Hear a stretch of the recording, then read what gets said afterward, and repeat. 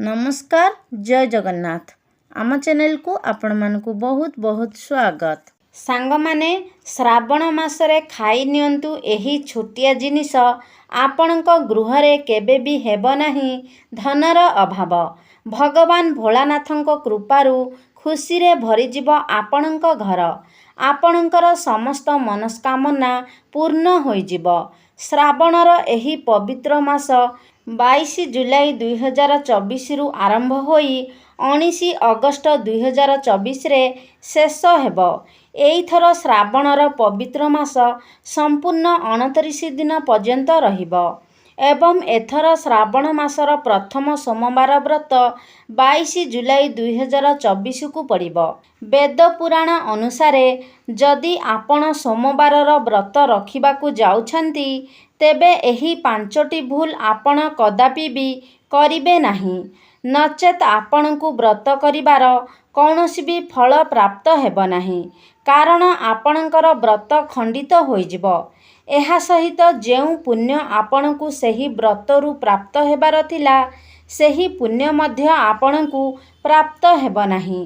तेबे सांग माने आजिर एही भिडियो रे मु आपण मानकू कहिबाकू जाउछि ताहा एपरी केउ गुप्त जिनिस अटे जहा कि शिव पुराण अनुसारे आपण जदि श्रावण मासरे ताहाकू सेवन करंती तो आपणकू साक्षात भगवान भोलाशंकरंकर विशेष कृपा प्राप्ति होइथाए एवं जहा द्वारा आपणकर कौनसी भी मनस्कामना थाउ ताहा पूर्ण हेब। आपण जदि आपणक जीवन रे दुख कष्ट एवं समस्या रे घेरी होई रहिछंती तेबे से समस्त प्रकारर समस्यारु आपणकू मुक्ति मिलिजिब।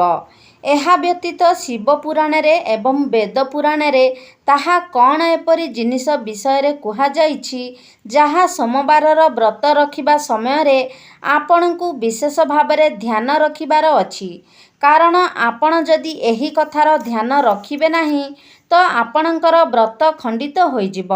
एहा पूर्वरु जदि आपण प्रकृतरे भगवान महादेवंकु विश्वास करुछंती एवं श्रद्धा एवं भक्ति करुथांती तो भिडियोटी को लाइक करी चैनल टी को सब्सक्राइब करि दियंतु एवं कमेंट बॉक्स रे हर हर महादेव निश्चय लिखंतु।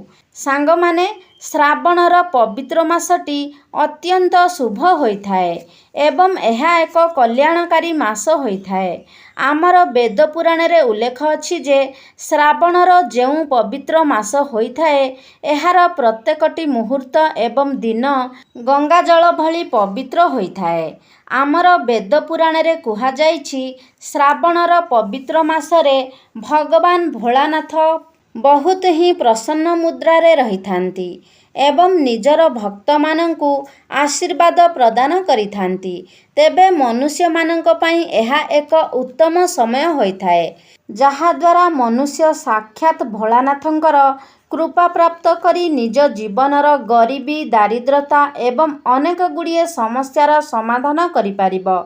मानि नियंतु आपणक जीवन रे बहुत समय धरी बेमारी रे पड़ी रहुछंती, आपणक व्यापार वाणिज्य ठीक भाबरे चालू नाही, आपण माने चाकरी पाई प्रस्तुति करी करी थकी गलेनी, आपणक जीवन रे धन आसीबार समस्त रास्ता बंद होई जाइछि किंबा कौनसी भी समस्या रे आपण माने फसी जाइछंती, तेबे ए सबु समस्यार समाधान पाई श्रावणर एही पवित्र मासटी आपण मानक पाई बहुत खास होइथाए।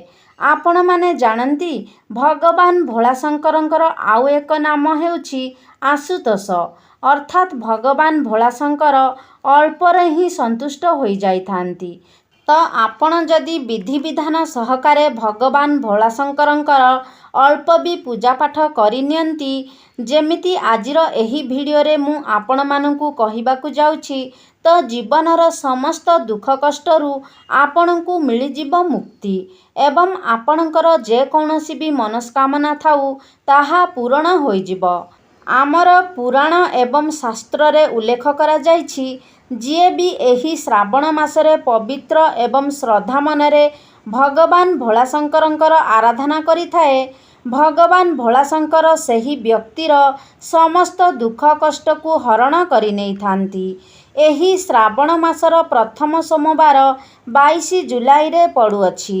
ଦ୍ୱିତୀୟ ସୋମବାର ବ୍ରତଟି 29 ଜୁଲାଇକୁ ପଡ଼ୁଛି ଏବଂ 5 ଅଗଷ୍ଟରେ ତୃତୀୟ ସୋମବାର ପଡ଼ିବାକୁ ଯାଉଛି ଏବଂ 12 ଅଗଷ୍ଟରେ ଚତୁର୍ଥ ସୋମବାର ପଡ଼ୁଛି। ତେବେ ଏହି ବର୍ଷ 4 ପାଳି ସୋମବାର ବ୍ରତ ପାଳନ କରାଯିବ। ତ ଯଦି ଆପଣ ସୋମବାର ବ୍ରତ ରଖୁଛନ୍ତି ତ ଆପଣଙ୍କୁ ଏହି କଥାର ଧ୍ୟାନ ରଖିବାର ଅଛି ଯେ ଯେଉଁ ବି ବ୍ୟକ୍ତି ଏହି ପବିତ୍ର ଶ୍ରାବଣ ମାସରେ ପ୍ରତ୍ୟେକ ସୋମବାରର ବ୍ରତ ରଖିବେ ସେମାନଙ୍କୁ ଭଗବାନ ଭୋଳାଶଙ୍କରଙ୍କର ଆଶୀର୍ବାଦ କୃପା ପ୍ରାପ୍ତି ହେବ। ମାତ୍ର ବ୍ରତ ରଖିବା ସମୟରେ କିଛି ଜିନିଷର ଆପଣଙ୍କୁ ଧ୍ୟାନ ରଖିବାର ଅଛି ଯାହା ବିଷୟରେ ଆମର ବେଦ ପୁରାଣରେ ଏବଂ ବିଶେଷ କରି ଶିବ ପୁରାଣରେ ଉଲ୍ଲେଖ କରାଯାଇଛି। ତେବେ ସୋମବାରର ବ୍ରତ ଯଦି ଆପଣ ରଖିବାକୁ ଯାଉଛନ୍ତି ତ ଆପଣଙ୍କୁ କିଛି ଜିନିଷର ଧ୍ୟାନ ରଖିବାକୁ ହେବ। ତ ଯଦି ଆପଣ ଏହି ଶ୍ରାବଣ ମାସରେ ସୋମବାରର ବ୍ରତ ରଖୁଛନ୍ତି ଏବଂ ଶିବଲିଙ୍ଗ ନିକଟରେ ନିଜର ମୁଖକୁ ଉତ୍ତର ଦିଗ ଆଡ଼କୁ ରଖି ଭଗବାନ ଶିବଶଙ୍କରଙ୍କୁ 1 ଲୋଟା ଜଳ ଚଢ଼ାଇଛନ୍ତି ତେବେ ଏହାଦ୍ୱାରା ଆପଣଙ୍କୁ ଭଗବାନ ଭୋଳାଶଙ୍କରଙ୍କର ଆଶୀର୍ବାଦ ପ୍ରାପ୍ତି ହୋଇଥାଏ। ଏହା ସହିତ ଆପଣଙ୍କ କୁଣ୍ଡଳୀରେ ଥିବା ଚନ୍ଦ୍ରମା ମଧ୍ୟ ବହୁତ ମଜବୁତ ବନିଥାନ୍ତି। ଆପଣ ଯେଉଁ କାର୍ଯ୍ୟ ଆରମ୍ଭ କରିବେ ସେହି କାର୍ଯ୍ୟରେ ଆପଣଙ୍କୁ ସଫଳତା ପ୍ରାପ୍ତି ହେବ କାରଣ ଆପଣଙ୍କର ରାଶିରେ ଚନ୍ଦ୍ରମା ଉଚ୍ଚ ହୋଇଯାଇଥିବେ, ବଳବାନ ହୋଇଯାଇଥିବେ।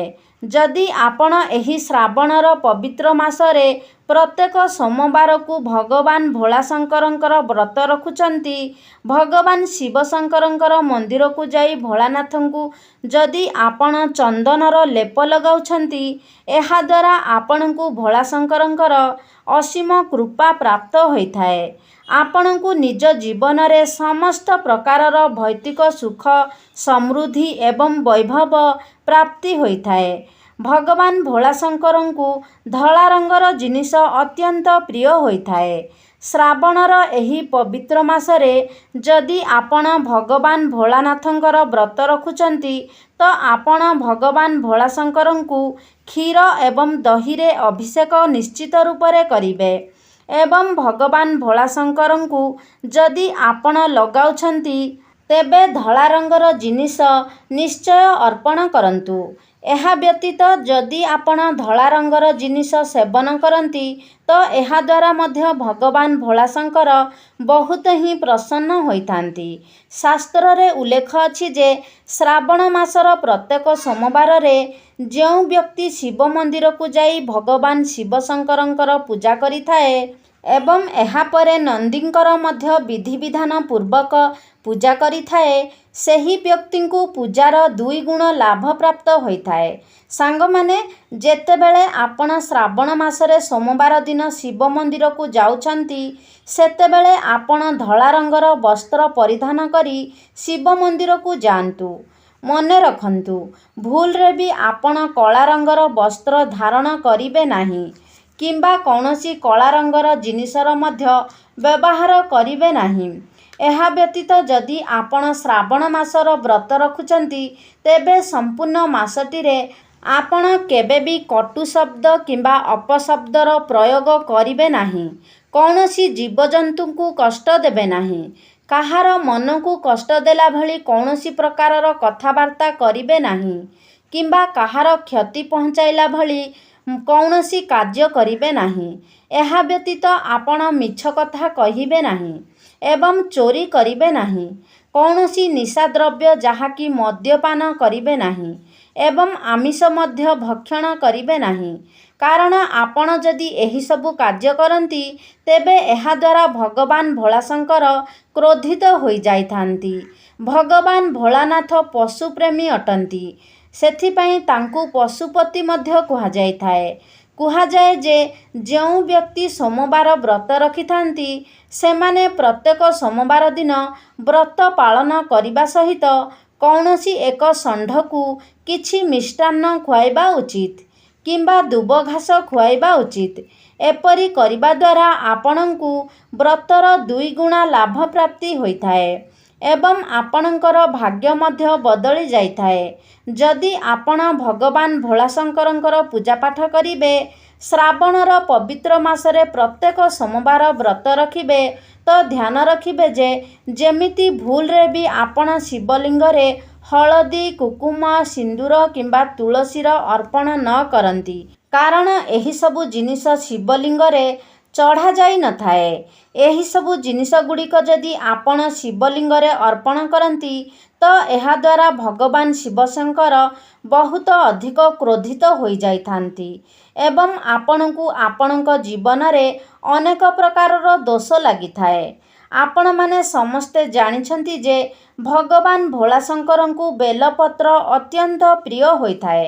ମାତ୍ର ମନେ ରଖନ୍ତୁ ଯେ ଭଗବାନ ଭୋଳାଶଙ୍କରଙ୍କୁ ଭୁଲରେ ବି ଆପଣ କେବେ ଖଣ୍ଡିତ ହୋଇଥିବା ବେଲପତ୍ର ଅର୍ପଣ କରିବେ ନାହିଁ। ଏହା ବ୍ୟତୀତ ଖଣ୍ଡିତ ଚାଉଳ ମଧ୍ୟ ଅର୍ପଣ କରିବେ ନାହିଁ। ଭଲ ଭାବରେ କହିବାକୁ ଗଲେ କୌଣସି ବି ଖଣ୍ଡିତ ଦ୍ରବ୍ୟ ଆପଣ ଭଗବାନ ଶିବଶଙ୍କରଙ୍କୁ ଅର୍ପଣ କରିବେ ନାହିଁ। ଯେତେବେଳେ ବି ଆପଣ ଭଗବାନ ଶିବଶଙ୍କରଙ୍କୁ ବେଲପତ୍ର ଅର୍ପଣ କରୁଛନ୍ତି, ତ ଏହାର ଧ୍ୟାନ ରଖିବେ ଯେ ବେଲପତ୍ରଟି ସମ୍ପୂର୍ଣ୍ଣ ରୂପରେ ପରିଷ୍କାର ପରିଚ୍ଛନ୍ନ ଥିବା ଉଚିତ, ତ୍ରିଶାଖା ବେଲପତ୍ର ହୋଇଥିବା ଉଚିତ। ଏବଂ ଯେତେବେଳେ ଆପଣ ବେଲପତ୍ରକୁ ଶିବଶଙ୍କରଙ୍କୁ ଅର୍ପଣ କରୁଛନ୍ତି, ତା ପୂର୍ବରୁ ବେଲପତ୍ରକୁ ଆପଣ ଗଙ୍ଗା ଜଳରେ ଧୋଇ ନେବା ଉଚିତ।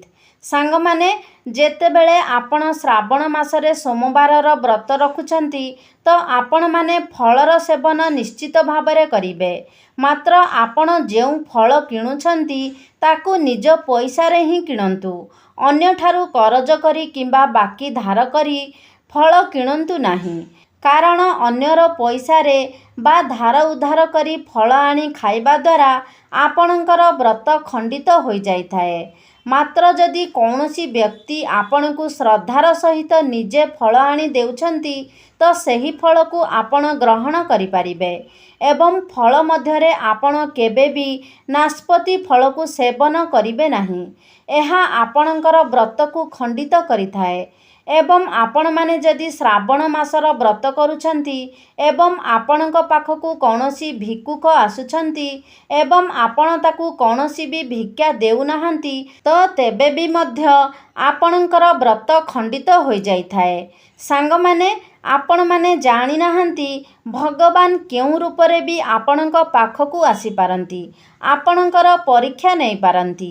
ସେଥିପାଇଁ ଭିକ୍ଷୁକକୁ ଆପଣ ନିଶ୍ଚିତ ଭାବରେ କିଛି ନା କିଛି ଦିଅନ୍ତୁ। ଆପଣଙ୍କ ସାମର୍ଥ୍ୟ ଅନୁସାରେ ଆପଣ ଯାହା ବି ଦେଇପାରିବେ ଦିଅନ୍ତୁ।